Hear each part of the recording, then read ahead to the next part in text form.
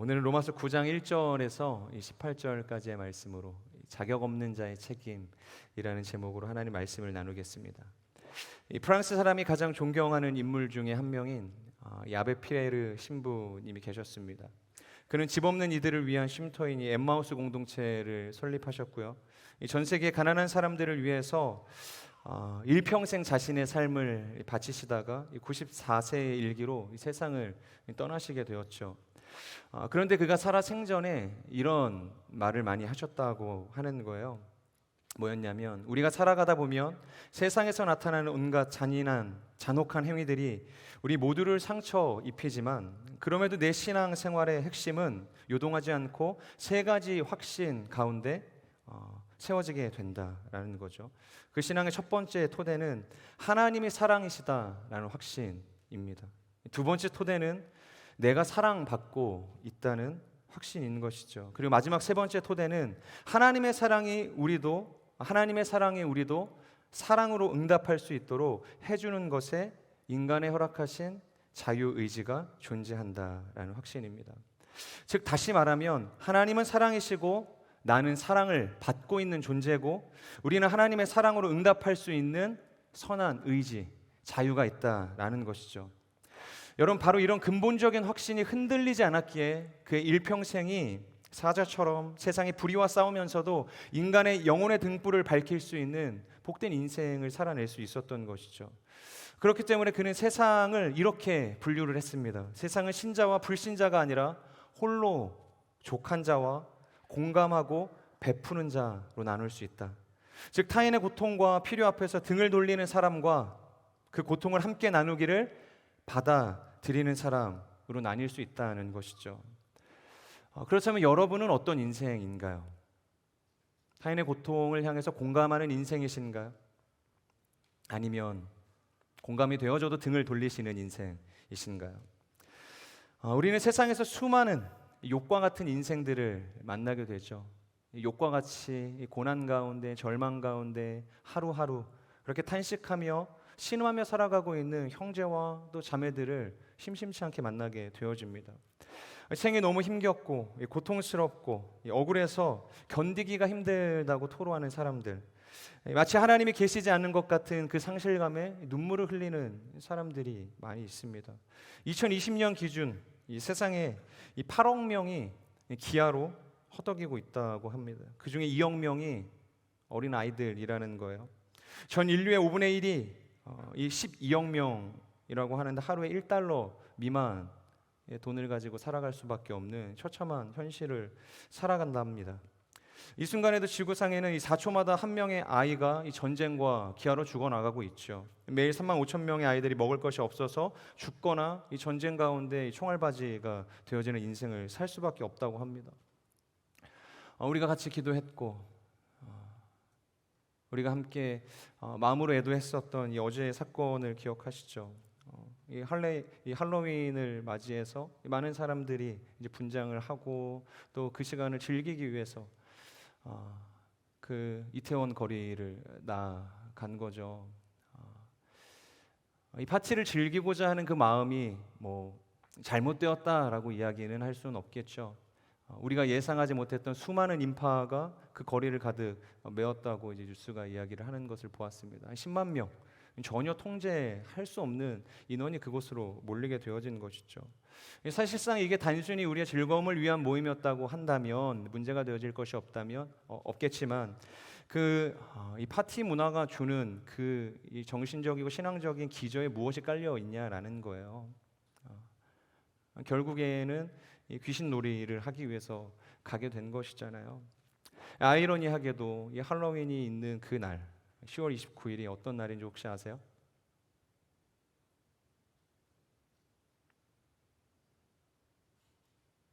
이 종교개혁이 일어난 지 505주년이 된 날이었습니다.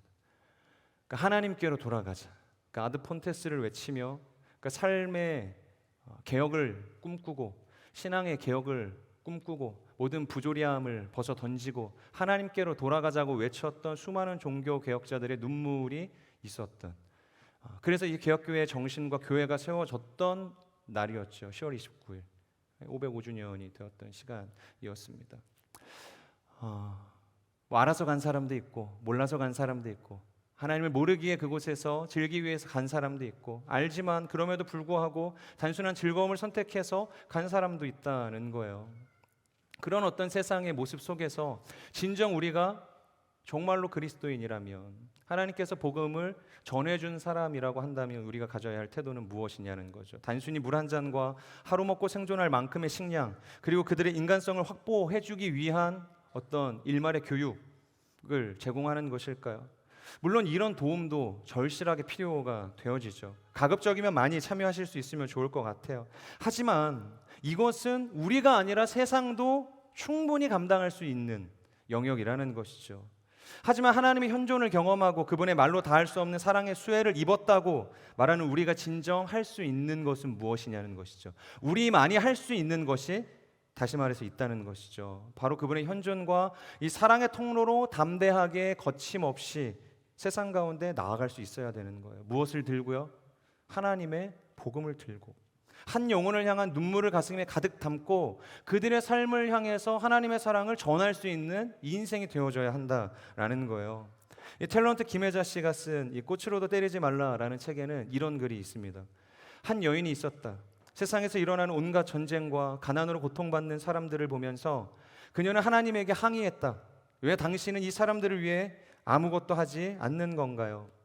그러자 하나님이 그녀에게 말씀하셨다. 그래서 내가 너를 세상 가운데 보내지 않았느냐. 그래서 내가 너를 보내지 않았느냐.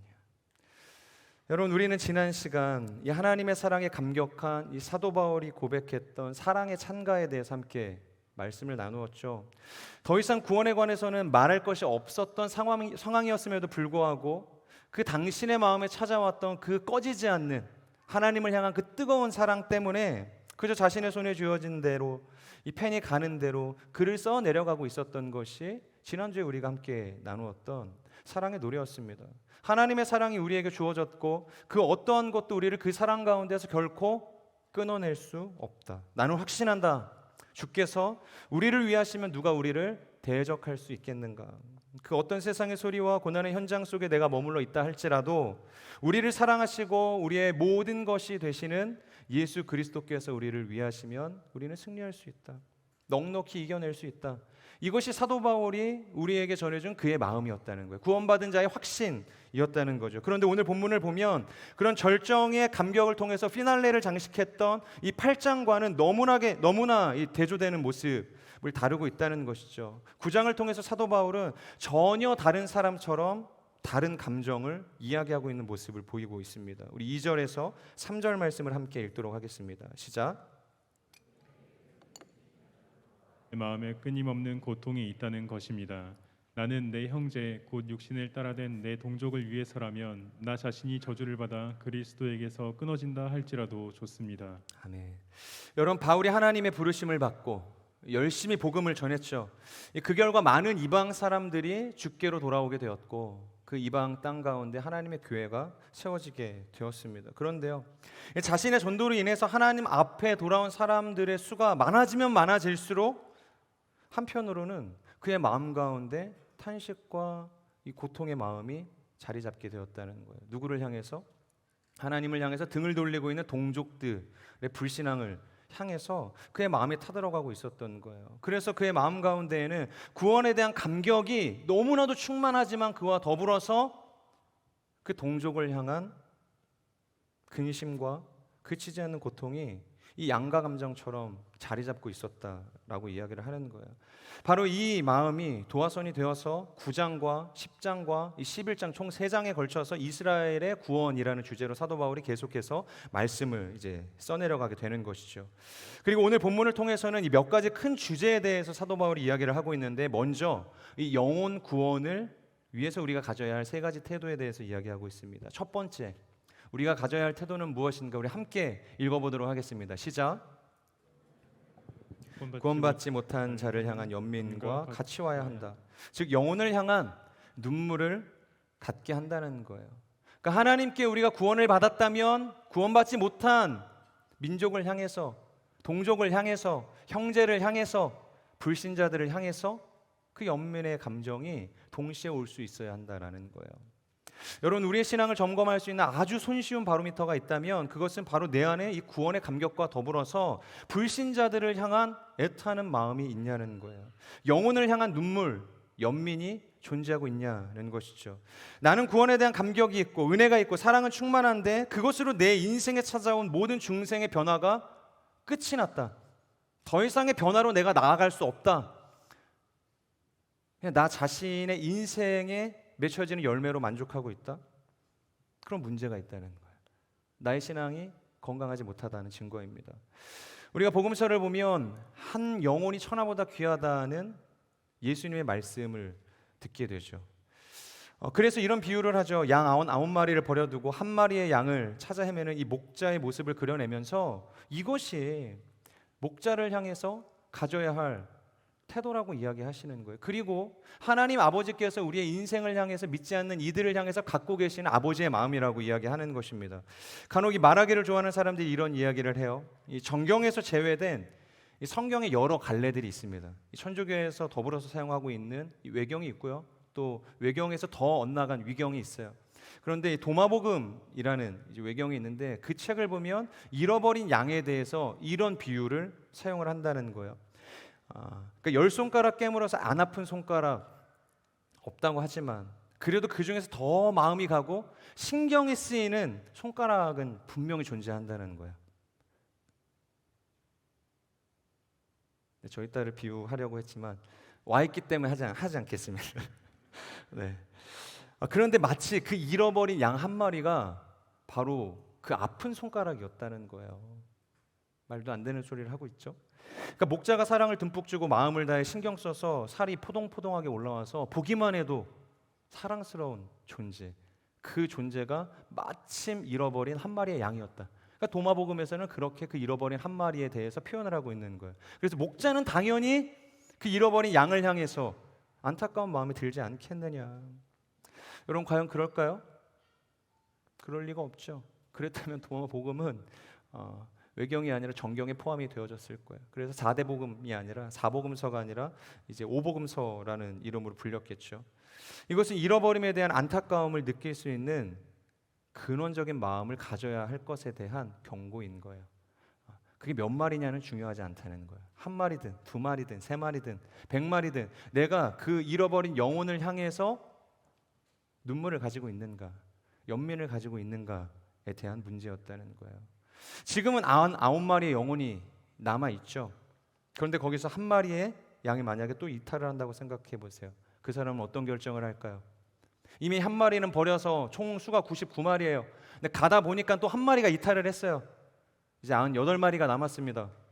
어떻게 할까요? 이 98마리를 버려두고 그 잃어버린 한 마리를 찾아서 나갈까요? 그렇지 않다는 거예요. 한 마리를 버릴 수 있는 사람은 두 마리도 버릴 수 있고 세 마리도 버릴 수 있는 거예요. 다시 말씀드리지만 중요한 것은 이 양의 숫자에 있지 않다는 거예요. 바로 이 잃어버림에 대한 고통이 있고 안타까움이 있고 눈물을 가진 사람인가, 눈물을 가져야 할 것에 대해서 우리에게 말씀하고 있다는 거예요. 사랑하는 여러분, 그렇다면 여러분들에게는 바로 이런 영혼을 향한 연민이 있으세요? 나는 예배에 와서 기쁘고 감격이 되고 눈물을 흘리지만 한편으로는 그 눈물이 떨어지는 한순간의 눈물을 넘어서서 하나님을 알지 못하는 그 불신자를 향한 눈물로 이어지고 계시냐는 거죠. 바로 회개하지 않고 더없이 처참하게 무너져가는 이 예루살렘을 바라보시며 눈물을 흘리셨던 예수님, 그리고 자기 영혼이 저주를 받아 구원에서 끊어져도 좋다, 나는 구원에서 끊어져도 좋습니다, 나의 동족 이스라엘이 주님께로 돌아올 수만 있다면 저는 괜찮습니다. 바로 이런 주님의 마음이, 그리고 바울의 마음이 우리의 인생 가운데 공감이 되어질 수 있어야 된다는 거예요. 그것이 공감이 되어질 때 나를 바라보면 얼마나 비참하고 초라하고 부끄럽습니까? 그런 마음 자체를 갖는 것 자체가 부끄러운 게 아니에요. 부끄럽지만 그게 우리의 모습이라는 것입니다. 그 마음을 가지고 하나님이 보내시는 자리로 나아가기를 결단할 수 있으면 된다는 거예요. 저는 우리가 이 영혼을 향한 이 연민, 이 영혼을 향한 주님의 눈물을 흘릴 수 있는 복된 인생이 되기를 주님의 이름으로 축복합니다. 이어서 3절을 우리 함께 읽겠습니다. 시작. 나는 내 형제 곧 육신을 따라된 내 동족을 위해서라면 나 자신이 저주를 받아 그리스도에게서 끊어진다 할지라도 좋습니다. 네, 두 번째, 같이 한번 읽어볼까요? 두 번째, 복음에는 대가 지불이 필요하다. 네, 두 번째, 복음에는 대가 지불이 필요하다는 거예요. 바울이 이야기하고 있죠. 그들의 구원을 위해서라면 내 몸이 저주를 받아 구원에서 끊겨져도 저는 괜찮습니다. 감당할 수 있겠습니다.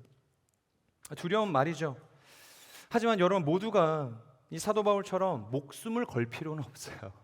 가족을 위해서, 어머니의 이 구원을 위해서 저의 목숨을 하나님 앞에 내어놓습니다. 이러실 필요 없다는 거예요. 지난주에 말씀드렸던 이 터키의 선교사님들처럼 이게 목숨을 담보로 해외 선교 나가실 필요 없다는 거예요. 눈물을 가지고 그저 여러분들이 할 수 있는 최선의 마음을 가지고 나아가실 수 있으면 돼요. 여러분 조금만 달라져도 됩니다. 아주 사소한 인생의 변화만 나타나도 우리 주위에 건질 죄인이 너무나도 많아요. 그러니까 사소한 변화여도 괜찮다는 거예요. 말 한마디, 하루에 여러분들이 드리는 5분의 시간, 여러분들이 상대방을 향해서 담고 있는 그 따뜻한 어떤 신뢰, 어떤 뭐라고 해야 될까요? 눈만 봐도 사실 이 사람이 무슨 생각을 하는지 알잖아요. 요즘에는 마스크를 다 가리고 있어서 눈을 통해서 우리가 커뮤니케이션을 하기도 하잖아요. 그러니까 눈을 통해서 뭔가 정서적인 따뜻함을 전달해 줄 수 있다는 거예요. 아, 이 사람이 지금 눈으로 나한테 얘기하고 있구나. 그러니까 아주 사소한 인생의 변화, 많은 것들을 여러분들 개혁할 필요 없다는 거예요. 내가 할 수 있는, 정말로 나의 인생에서 내가 내어드릴 수 있는 그 최소한 만이라도 여러분들이 하나님 앞에 대가로 지불할 수 있다면 여러분 정말로 우리가 건질 수 있는 너무나도 많은 불신자들이 있다는 거예요. 교회가 욕을 많이 먹죠. 교회가 옛날 같지 않다는 이야기를 해요. 교회가 힘을 잃었다는 표현까지 하죠. 세상 사람들과 다를 바가 없잖아. 그럴 거면 뭐하러 교회 다니냐. 전도를 해도 힘이 없어요. 왜일까요? 복음이 변해서일까요? 아니면 복음의 시대의 요구를 응해주지 못하는 뒤떨어진 어떤 가르침이기 때문일까요? 공감 능력에 구멍이 뚫렸기 때문일까요? 그럴 리가 없죠. 그것은 복음이 약해서가 아니라 우리에게 이러한 복음을 향한 희생 지불이 없어서라는 거예요. 그러니까 대가 지불을 하지 않는 그리스도인들이 너무 많기 때문이에요. 한번 생각해 보세요. 가족에서, 직장에서, 캠퍼스에서, 교회에서 바로 그 복음을 위해서 나는 어떤 것들을 포기하고 있는가? 한번 머리로 한번 떠올려 보시겠어요? 어제 나는 어떤 것을 포기하고 하루를 살았는가? 우리는 언제나 할 수 있는 선들을 그어 놓죠. 아, 이 정도는 내가 할 수 있겠다. 하지만 그 선을 넘어설 때 우리는 무언가 부정적인 반응들을 보이게 된다는 거예요. 사실 그때부터가 진짜 복음을 위한 희생이고 헌신이고 대가 지불이라는 것을 알아야 됩니다. 하지만 우리는 우리가 정해놓은 그 선을 넘어설 때 불편함을 느끼고 더 이상 가는 것을 중단하는 결정들을 할 때가 많다는 거예요. 그 선까지만 내가 할 수 있는 최소한의 대가 지불이라고 생각을 하게 된다는 것이죠. 하지만 하나님은 그것을 무너뜨리고 한 걸음 더 나아갈 것에 대해서 이야기하고 있는 거예요. 그래서 예루살렘을 이야기했고 사마리아를 이야기했고 사마리아를 넘어서 땅끝으로 가라고 한 거예요. 그러니까 우리의 일상부터 무너뜨린 사람들이 타고 넘어서 결국에는 땅끝까지 주의 증인으로 나아갈 수 있게 되는 것입니다. 웃기고 슬픈 일이지만 여러분 이게 현실인데 어떤 게 현실이냐면 누가 그런 이야기를 해요. 교회 다니는 사람들은 처음에 전도할 때만 친절하더라. 새가족 팀한테 이야기하는 거 아닙니다.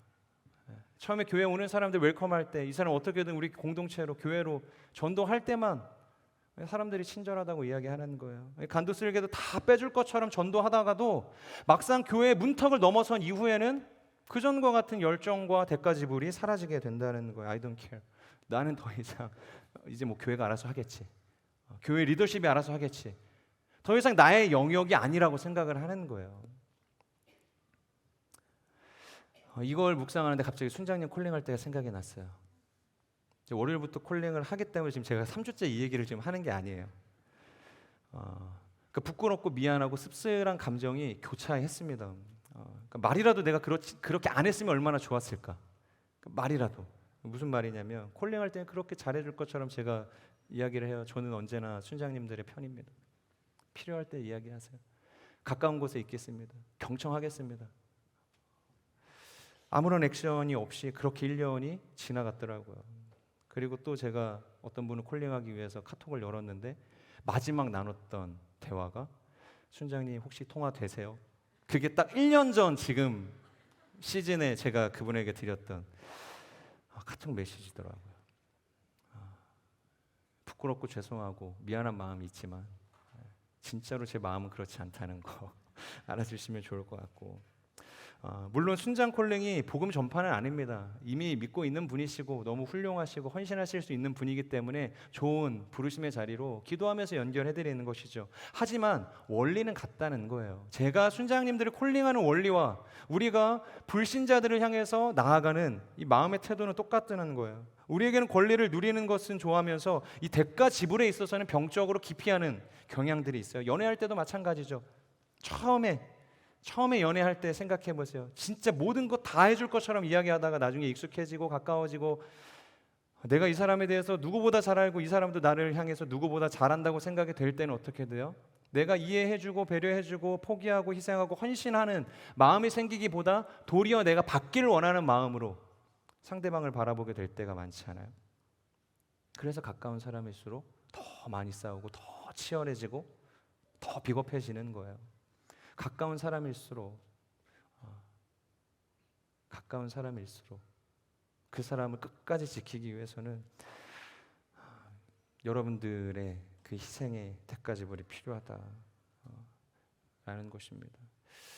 복음을 위해서 희생하고 그리고 그 복음이 전파되기 위한 그 사랑의 자리를 위해서 우리가 무언가 내놓아야 할 것들을 내놓기 시작할 때, 그리고 우리가 만들어 놓은 그 최선이라는 그 한계점을 우리가 무너뜨리고 돌파하기 시작할 때, 그때 우리의 삶에 잃어버린 영혼들이 돌아오게 되는 회심의 역사들이 일어나게 될 것입니다. 우리 이어서 이 6절 전반절의 말씀을 함께 읽도록 하겠습니다. 6절입니다. 시작. 그러나 하나님의 말씀이 파기된 것 같지는 않습니다. 쉽게 말해서 이런 거예요. 그러니까 이스라엘 백성은 하나님의 선민으로 하나님께서 구별해서 특별하게 세우신 민족이잖아요. 그러니까 특별히 선출되어지는 은혜를 입었잖아. 그래서 주어진 특혜가 무엇인가? 이어서 4절에서 5절에 나오는 것처럼 양자로 입양이 되었죠. 그리고 영광을 보게 되었고 언약을 받게 되었고 율법을 배우게 되었습니다. 그리고 예배를 드릴 수 있게 되었고 하나님의 또한 약속을 누리는 인생이 되었죠. 그리고 조상들이 있죠. 믿음의 조상들, 아브라함의 후손이라는, 그리고 심지어 그의 육신의 혈통으로 그리스도 예수께서 오셔서 구원을 완성하셨다. 이런 놀라운 영광과 축복이 그들에게 주어졌잖아요. 그런데 그런 특혜를 받았음에도 불구하고 지금 이스라엘을 한번 보자는 거예요. 이스라엘의 꼴을 한번 보자는 거죠. 그들에게 구원이 있겠냐는 거죠. 유대인들 가운데 지금 구원이 있는가? 어떨까요, 여러분? 사람들이 유대인들 가운데는 구원이 없다고 생각을 하는 거예요. 하나님의 놀라운 은혜를 부여받았음에도 불구하고 지금 이방인들이 구원받고 있는 거 보이지 않냐? 로마의 복음이 전해지는 거 보이지 않냐? 안디옥의 교회가 세워지는 거 보이지 않느냐? 그러니까 사마리아에 고넬료의 집안에 성령이 임한 거 보이지 않느냐? 그런데 예루살렘은 그 전하는 그 사도 바울을 박해하고 핍박하고 어떻게든 이 복음이 전해지는 것을 막기 위해서 혈안이었잖아요. 그런 어떤 모습들을 보면서 무슨 생각을 할 수 있겠냐는 거예요. 동족 이스라엘 민족 가운데 구원이 있겠냐고 사람들이 생각을 하겠냐는 거죠. 그래서 하나님의 선택이 실패되었다. 하나님께서 이스라엘 백성을 통해서 큰 민족을 이루고자 하시는 그 계획은 완전히 무너지게 되었다 이야기하는 거예요. 그런데 그런 세상의 소리와 상관없이 사도 바울이 6절에서 뭐라고 이야기해요? 우리 6절 한번 다시 띄워봐 주시겠어요? 다시 한번 읽어보도록 하겠습니다. 시작. 그러나 하나님의 말씀이 파괴된 것 같지는 않습니다. 세 번째 원리는 하나님이 포기하지 않으셨는데 내가 먼저 포기해서는 안 된다는 거예요. 그러니까 하나님 포기하지 않으셨다는 거예요. 그러니까 우리 눈에 그렇게 보일 뿐이지 하나님께서는 여전히 그 하나님의 선하신 사역을 위해서 열심을 내어가고 계신다는 거예요. 여러분 바울의 인생을 한번 생각해 보세요. 그의 인생을 생각하면 고난의 인생이라고 우리가 대변할 수 있을 것입니다. 바울의 이방인 전도를 위해서 그가 얼마나 많은 고난을 당했어요. 전도 여행 내내 정말로 생명에 많은 위협들을 당하게 됐죠. 심지어 그의 고난 목록만을 다루고 있는 구절들도 있어요. 이 사람의 인생이 참으로 기구하다. 얼마나 많은 고난을 당했는가 한번 보여주는 거예요. 사도행전을 보면 그를 죽이기 위해서 암살대가 투입되어졌다는 이야기까지 있어요. 한 사람을 죽이기 위해서 살인자 한 명 보내는 것도 너무 무서운 일인데 암살대를 동원한 거예요. 전도가 막히게 하려고. 그 정도로 그의 인생은 기구했고 불안했고 살인 위협 속에서 살아갈 수밖에 없는 위태로운 인생이었다는 거예요. 자, 그런데 그가 그럼에도 불구하고 포기했는가? 사도행전 마지막 절을 보면 이렇게 마무리를 하고 있죠. 오히려 담대하게 거침없이 하나님의 말씀을 전했더라. 그것이 사도 바울의 그 맺은 말 아닙니까? 도대체 왜? 무엇이 그로 하여금 이 복음에 대한 희생과 대가를 지불할 수 있게끔 만들었냐는 거예요. 그것은 바로 하나님의 열심이 6절에서 이야기하고 있는 것처럼 끝난 것 같지 않다. 그러니까 하나님께서 지금도 계속 열심으로 이스라엘 백성들의 구원을 위해서 달려가고 계시는 걸 내가 보고 있는데 먼저 멈춰설 수 없다라고 생각을 하는 것이죠. 사랑하는 여러분, 이것이 전하는 자의 마음이 되어야 하는 거예요. 우리는 전하는 자로 부르심을 받았잖아요. 우리는 사도는 아니지만 사도적 인생으로 부르심을 받았죠. 사도는 보내심을 받은 자라는 거잖아요. 보내심을 받은 자가 가져야 할 마음, 그것은 주님께서 스톱이라고 이야기하시기 전까지는 달려나가셔야 되는 거예요. 참 많은 포기를 우리가 하죠. 한 번, 두 번 전하다가 상대가 거절하면 자존심이 상하기도 하고, 그러다 보면 타협을 하는 거죠. 나의 진심이 통하지 않아. 얘는 안 될 것 같아. 다른 사람을 통해서 하나님의 때가 아닌 것 같아. 별의별 이유를 다 들어대면서 내가 전도하지 않아도 될 이유, 자기 면피를 하기 위해서 정신승리를 위한 싸움을 하죠. 내 마음에 남아있는 이 전도의 부담을 애써 감추기 위해서 어떻게든 다른 것들로 그 마음을 채워가는 인생을 산다는 거예요. 그런데요, 사랑하는 여러분, 전도는요, 좀 전에도 말씀드렸던 것처럼 보내신 분이 됐다 하실 때까지 하시는 거예요. 그분이 스톱, 더 이상 선교 안 해 라고 외치실 때까지. 언제까지 해야 돼요? 그러면 주님 다시 오실 때까지 하셔야 되는 거예요. 그분의 불씨가 꺼질 때 비로소 우리는 스톱할 수 있게 되어지는 것이죠. 자, 여기서 그런데 문제가 하나 생겨요. 뭐냐면 모두가 다 이스라엘은 끝이 났다, 그들에게 구원이 없다, 하나님은 실패했다 이야기하는데 사도 바울이 아니다, 하나님의 열심은 끝나지 않았고 선교의 불씨는 꺼지지 않았다라고 이야기를 하는데 그 근거가 뭐냐는 거예요. 그러니까 모두가 다 노라고 하는데 아니라고 이야기하는 거예요. 그런데 그 근거를 딱 이제 이야기를 하니까 거기에서 또 새로운 국면으로 이야기가 전환이 되는 거죠. 여기에서도 총 두 가지를 이야기하고 있는데 어떠한 문제인가? 첫째, 도대체 그렇다면 이스라엘이라는 것은 무엇이냐라는 질문을 던지기 시작했다는 거예요. 우리 6절 하반절의 말씀을 같이 읽도록 하겠습니다. 시작. 이스라엘에게서 난 사람들이라고 해서 다 이스라엘이 아니고. 네, 이스라엘이라고 해서 다 이스라엘이 아니라는 거예요. 그러니까 대부분 사람들이 이 이스라엘이라는 이 단어를 집단적으로 생각했다는 거예요. 하나님께서 이스라엘 민족을 선택하셨다라고 하니까 이스라엘이라는 바운더리 안에 있는 모든 사람들은 다 구원의 대상이라고 생각을 했던 거예요. 아, 내가 여기에 있으니까 나는 구원받았구나. 그 안에 속해 있는 모든 사람들이 구원받을 수 있는 원리로 이 이스라엘이라는 개념을 이해했다는 거예요. 하지만 성경이 말하는 이스라엘이라는 것은 집단적으로 표현이 되어질 때도 있어요. 하지만 구원에 있어서만큼은 개인적으로 다루어져야 하는 문장이라는 것이죠. 믿는 가정에서 기도의 특심 있는 권사님이 아들을 위해서 열심히 케어한다고 해서 그 아들이 구원받을 수 있어요? 구원받을 수 없죠. 우리가 유아 세례 이후에 입교를 하는 이유가 뭐예요? 성인 세례를 받는 이유가 뭐예요? 그게 우리의 신앙과 아무런 연결점이 없다는 거예요. 유익은 있겠죠. 하지만 그것이 나의 내적 고백과 확신을 통해서 하나님께 드려지지 않는다면 그거 세례 아니라는 거예요.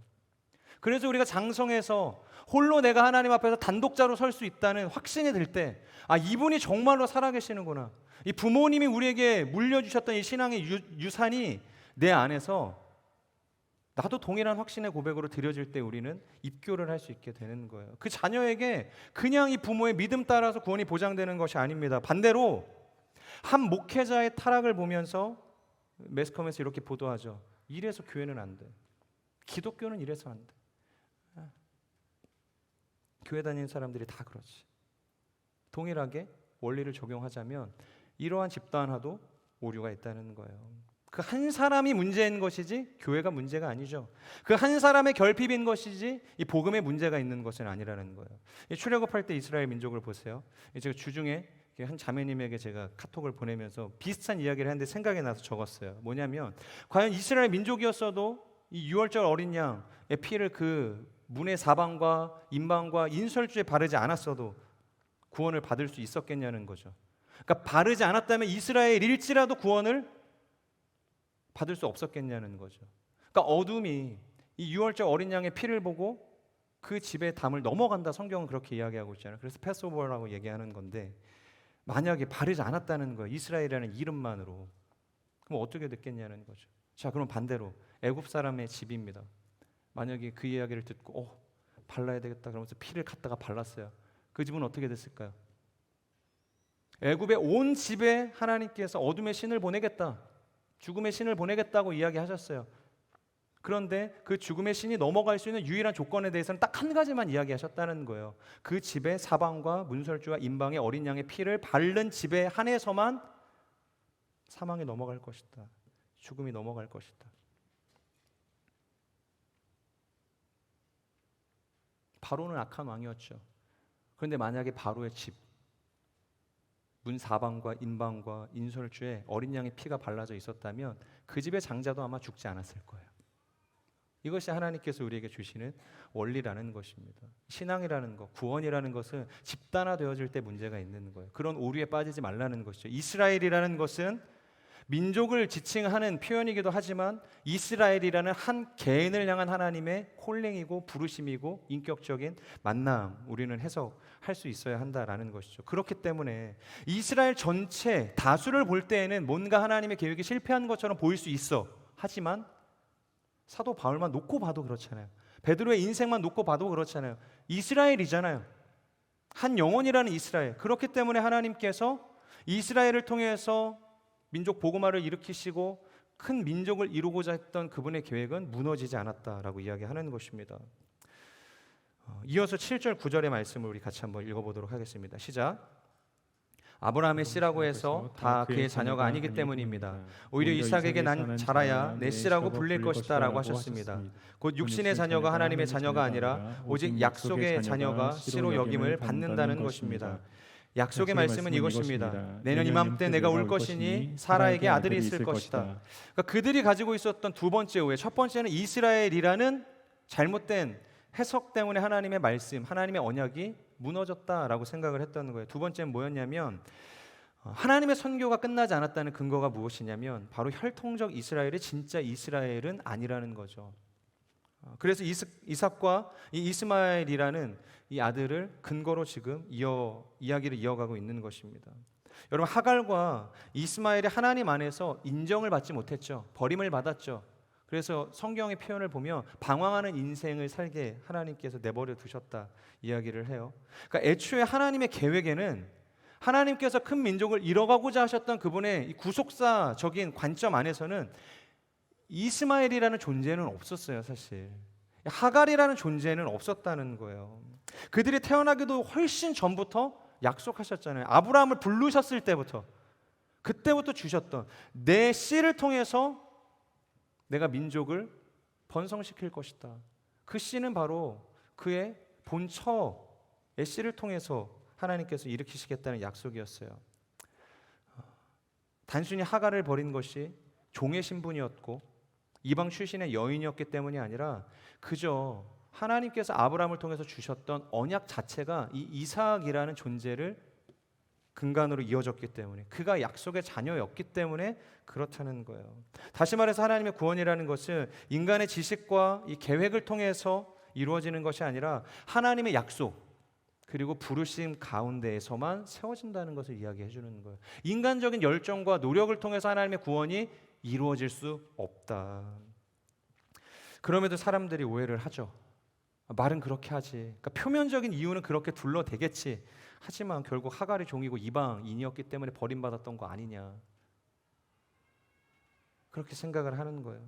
그래서 10절, 13절을 통해서 그렇지 않다는 근거에 또 힘을 주어서 이야기를 합니다. 우리 같이 읽도록 하겠습니다. 10절에서 13절 시작. 그뿐이 아닙니다. 리브가가 또한 우리 조상 이삭 한 사람으로 인해 임신했는데 그 자식이 아직 태어나지 않고 또 어떤 선이나 악을 행하기도 전에 택하심을 따라되는 하나님의 뜻이 행위로 인하지 않고 오직 부르시는 분으로 인해 서게 하시려고 리브가에게 말씀하시기를 큰 자가 어린 자를 섬길 것이다 라고 하셨습니다. 기록되기를 내가 야곱은 사랑하고 에서는 미워했다라고 한 것과 같습니다. 그러니까 사변을 통해서 하나님의 구원의 빌미를 만들려는 모든 모종의 시도를 잠재우기 위해서 이제는 종이 아니라 이삭의 몸에서 난 두 사람, 두 형제, 쌍둥이를 언급하면서 이야기를 하고 있는 거예요. 바로 야곱과 에서라는 인물이었죠. 그러니까 혈통적으로, 언약적으로, 표면적으로 어떠한 문제도 없는 것처럼 여겨질 수 있다는 거예요. 자, 그런데 여기서 또 추가적인 문제를 그들이 제기하기 시작하는 거예요. 그게 뭐냐면, 자, 오케이, 혈통적으로, 상황적으로 다 괜찮은 것 같은데 12절, 13절이 마음에 걸린다는 거예요.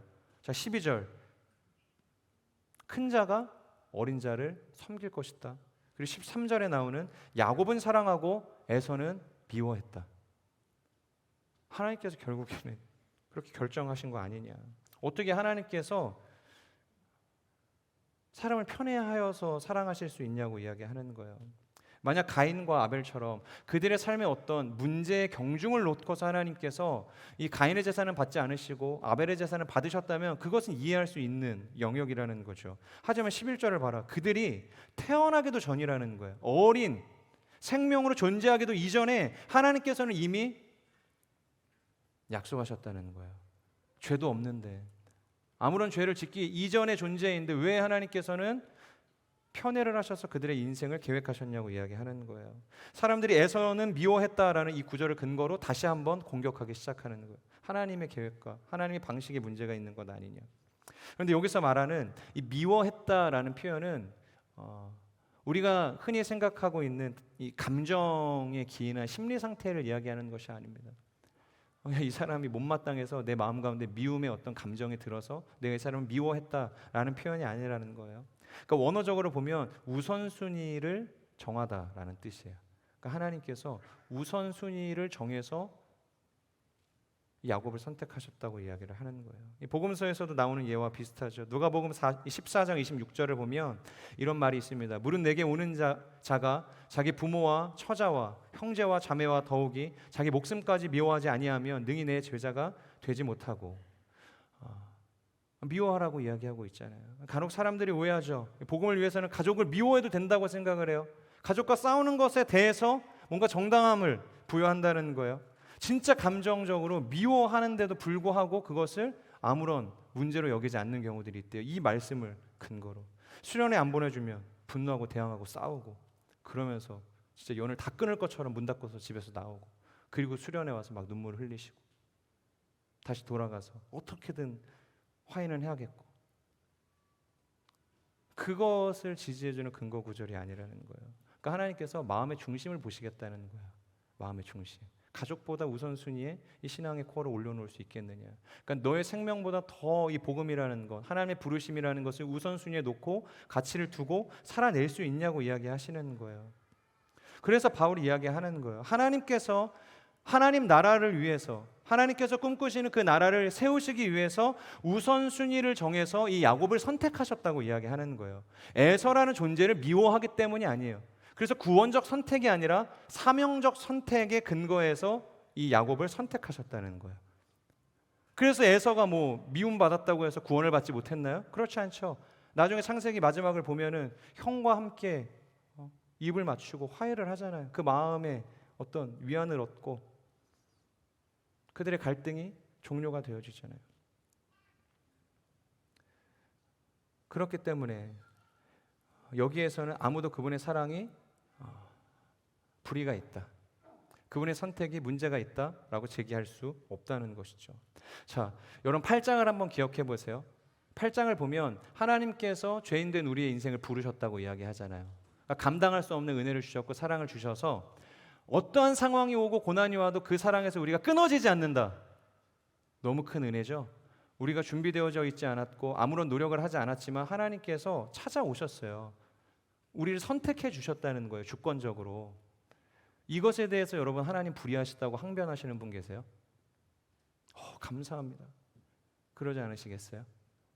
여기에 우리가 하나님께 어떠한 하나님의 변명을 요구하지 않는다는 거예요. 그런데 왜 구장을 오면 그분의 택함을 받지 못한 사람들이 있다는 것에 대해서 우리가 부정적인 하나님을 향한 인식들을 갖게 되어지냐는 거죠. 왜 이것이 하나님을 향한 불의함으로 하나님을 공격하는 빌미가 되냐는 것이죠. 우리가 로봇인가? 우리가 꼭두각시인가? 하나님께서 선택과 결정을 이렇게 버림을 결정하고 우리를 부르신 것이라고 한다면 도대체 우리의 인생에 무슨 이유가 있는가? 내가 이렇게 열심히 학교를 다니고 직장을 다니고 인생을 살아내는 것이 이게 무슨 의미가 있는가? 부르심? 사명? 이거 다 사실 의미 없는 거 아니냐? 여러분은 어떻게 생각하세요? 여러분, 동전은요, 양면이 존재할 때 비로소 동전의 기능을 갖게 되는 거죠. 동전의 가치를 갖게 되는 거예요. 동전의 한쪽 면이 없다고 생각해 보세요. 은행에서도 받아주지 않겠죠. 이처럼 구원을 이루어 가시는 하나님의 주권에 대한 인정. 구원은 하나님께 속한 것입니다. 동전의 한 면이라는 거예요. 그리고 그 구원 안에서 그 구원이 신실합니다. 그렇다면 구원은 하나님의 영역이기 때문에 내가 어떻게 할 수 없지만 그러면 나는 뭘 해야 될까요? 나는 그냥 그러면 살아가면 될까요? 아니라는 거예요. 성경을 보면 믿음의 선한 싸움을 싸워라, 믿음을 지켜라, 인자가 세상에 올 때 믿음을 보겠느냐, 예수님께서 계속해서 우리에게 말씀하시고 권면하시고 도전하셨다는 거예요. 그러니까 생명의 면류관을 얻기 위해서, 최후 승리를 보기 위해서 그 길을 걸어가라고 이야기하셨다는 거예요. 이것은 우리가 해야 되는 역할이라는 거예요. 동전의 다른 면인 거예요.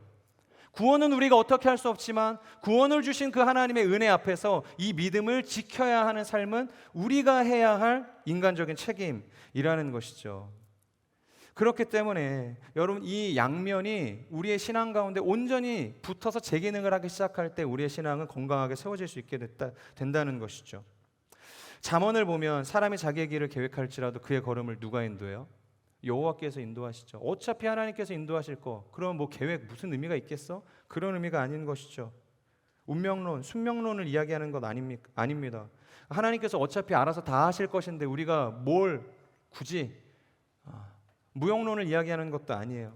내가 할 수 있는 일에 집중하라는 거예요. 계획하고 노력하고 사명을 바라보고 나아갈 때 하나님께서 그것을 선한 통로로, 선한 열매로 만들어 가실 것이다. 그러니까 내가 할 수 있는 영역이 있다는 것을 알려주시는 거예요.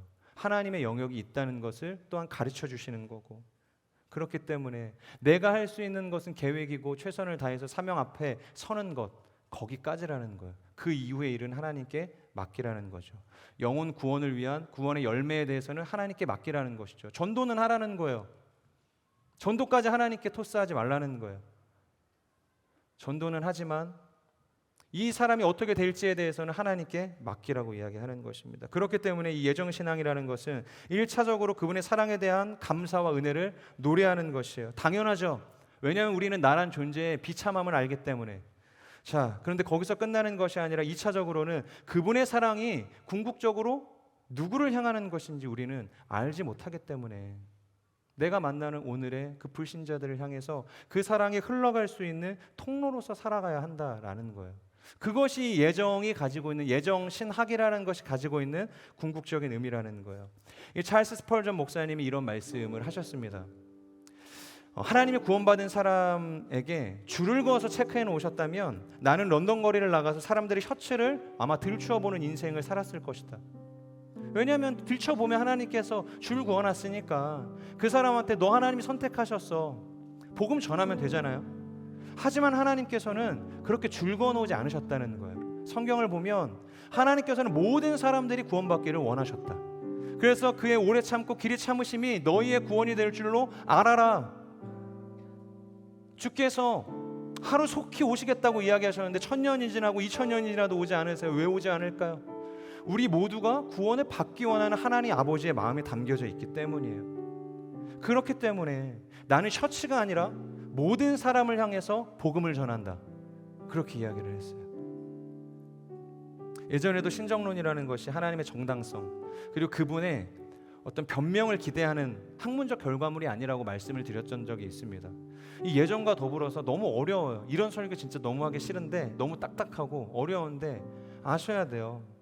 그러니까 하나님의 전지전능 그리고 하나님의 선, 그럼에도 존재하는 이 세상에 번영하고 있는 악들이 있잖아요. 어제와 같은 그 이태원에 우리가 정말로 생각하지 못했던 말도 안 되는 인사사고, 세월호 이후에 그렇게 많은 사람이 죽었던 사건이 있었습니까? 이 세월호는 이 사람들의 죄악에 인한 이 언젠가는 결국엔 발생할 수밖에 없는 결과물이라고 할지라도 어제 그 일은 얼마나 황당해요. 말도 안 되는 죽음이 일어난 거잖아요. 눈앞에 내리막인지 알지 못하고 걸어가던 사람들이 도미노처럼 쓰러져서 깔려서 압사돼서 죽었다는 이야기가 이 말이나 되는 이야기냐는 거죠. 이러한 어떤 세상에 관영하는 악, 그 현실 속에서도 하나님은 선하시다, 하나님은 전지전능하시다를 여러분 고백할 수 있겠어요? 그런데요, 이 신정론은 그런 하나님을 향한 정당성을 이야기하는 것이 아니라 그럼에도 여전히 하나님은 사랑이십니다. 이 세상에는 여전히 소망이 있습니다.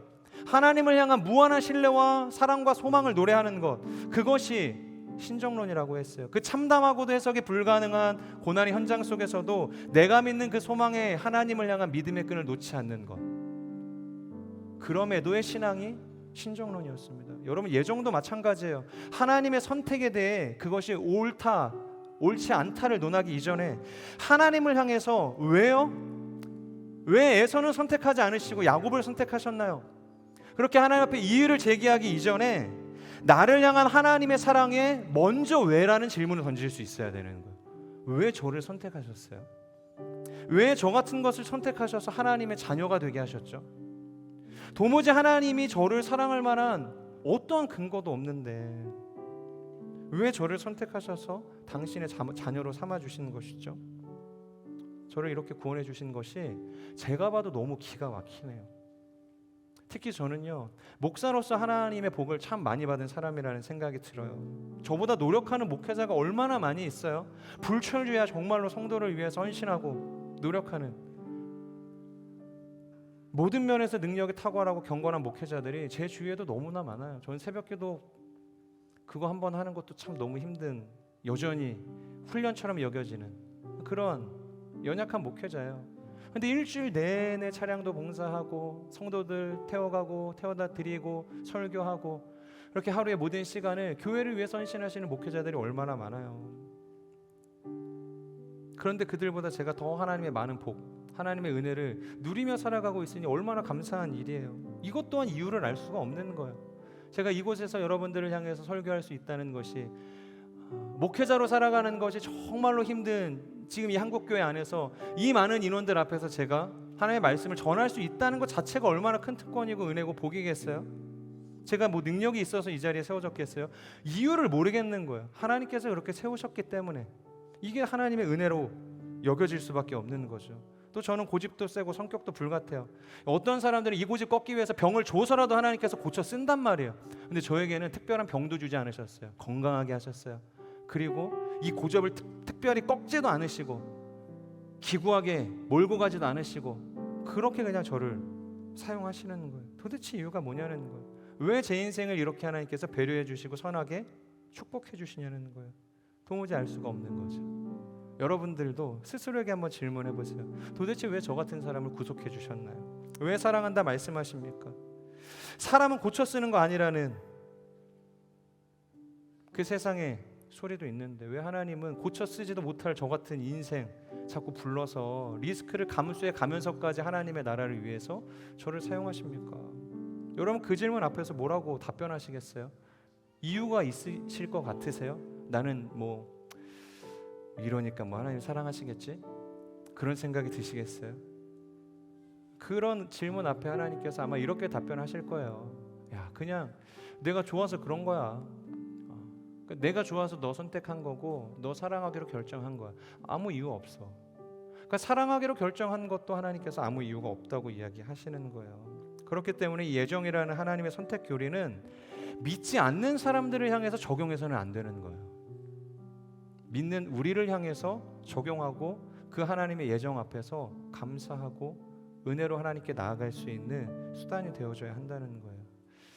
도대체 우리에게 이처럼 말도 안 되는 복을 주신 이유가 무엇인가?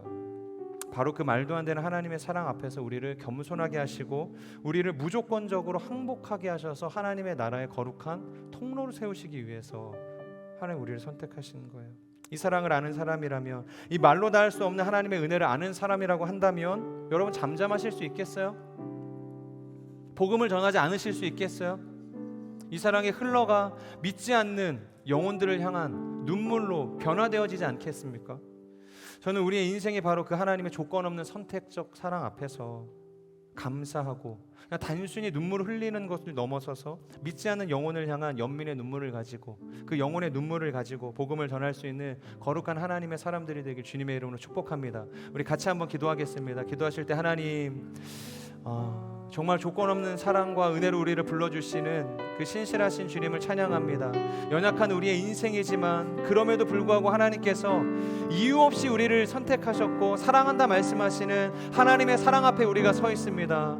하나님, 그 어떠한 경우에도 하나님의 그 사랑과 선택과 하나님의 은혜를 의심하지 않고 믿음으로 영혼을 향한 눈물과 연민의식을 가지고 하나님이 보내시는 자리를 나아갈 수 있는 복된 인생이 되어질 수 있도록 역사하여 주시옵소서. 우리 함께 기도하며 나아가겠습니다. 신실하신 하나님, 하나님의 은혜를 바라보며 나아갑니다. 걸어가신 하나님의 그 축복과 그 사랑이 아무런 조건과 이유 없이 우리 가운데 찾아왔음을 우리가 믿음으로 고백합니다. 하나님의 그 일하심 앞에 우리가 그 어떠한 하나님 핑계되지 않게 하여 주시고 어떠한 불의와 이해를 되지 않게 하시고 하나님은 그럼에도 불구하고 우리를 향한 그 사랑과 은혜의 기이한 선택을 통하여서 우리를 완성시켜 가시는 그 선하신 분이라는 믿음의 고백을 가지고 나아갈 수 있도록 하나님 우리를 인도하여 주시옵소서. 하나님, 이 예정이라는 하나님의 어려운 이 신학적 질문 앞에서 우리가 다른 것을 바라보지 않게 하여 주시고 불신자들을 향해서 하나님 이 예정의 잣대를 들이밀지 않게 하여 주시고 우리를 향한 그 하나님의 사랑이 얼마나 크고 놀라운지를 바라보며 감사하며 감격할 수 있는 우리가 될 수 있도록 하나님 축복하여 주시옵소서. 완전하신 주님 감사합니다. 하나님의 그 사랑, 하나님의 완전한 은혜, 도무지 끊을 수 없는 그 조건 없는 사랑 앞에 오늘도 우리가 서 있습니다. 하나님, 머리로는 이성으로는 우리의 삶으로는 도저히 이해할 수 없는 이 예정이라는 교리 앞에서 우리가 왜 하나님께서 누구를 선택하시고 누구를 선택하지 않으셨냐에 대한 반문을 제기하는 인생이 되지 않게 하여 주시고 이 예정이라는 교리를 믿지 않는 자들을 향해서 적용함으로 하나님을 향하여서 공격하는 수단이 되지 않게 하여 주시고 나에게 먼저 이것을 적용해서 왜 나같이 보잘것없는 인생을 선택하셔서 하찮은 나의 인생을 돌아보셔서 기구한 나의 인생을 아껴주셔서 하나님의 사랑 앞에 하나님의 은혜의 수혜자로 살아가게 하셨는지에 대한 감사로 기쁨으로 하나님 앞에 나아갈 수 있는 우리 모두가 될 수 있도록 하나님 역사하여 주시옵소서. 그래서 이 예정이라는 것이 우리에게 절망이 아니라 모든 절망의 자리를 털고 영원하신 그 하나님의 사랑 가운데로 나아가게 하는 능력이 되게 하여 주시옵소서. 단순히 이것을 내가 알고 나에게만 하나님 적용하는 인생이 되지 않게 하여 주시고 믿지 않는 영혼들을 향한 연민과 하나님 애타는 마음을 가지고 그들에게도 동일한 하나님의 그 사랑, 하나님의 그 섭리를 흘려보낼 수 있는 하나님의 사람들이 될 수 있도록 역사하여 주시옵소서. 그렇게 우리와 함께 하실 주님을 찬양합니다. 존귀하신 예수님의 이름으로 감사하며 기도합니다. 아멘.